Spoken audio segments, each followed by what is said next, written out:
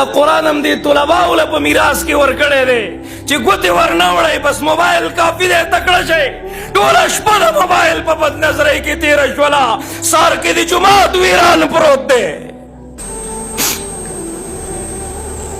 چې ما داسې وکتل نوي قرآن شریفونه وایي تاسو پکې سبق نه وایئ وایي مولانا صاحب زما پلار نوی کور جوړ کا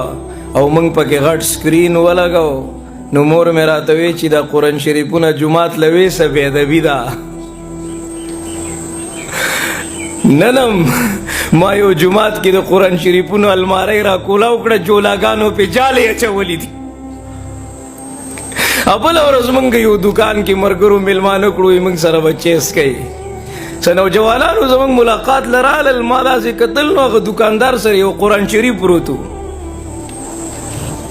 داسې یو قرآن شریف زما مخې ته پروت و ما چې قرآن شریف ته وکتل زړه کې مې درد پیدا شو هغه نوجوانانو ته مې مای ټول راشئ دې خوا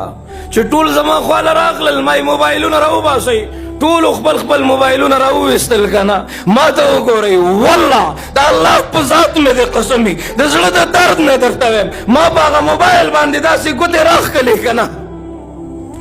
دوړې پې نه وې والله دوړې پې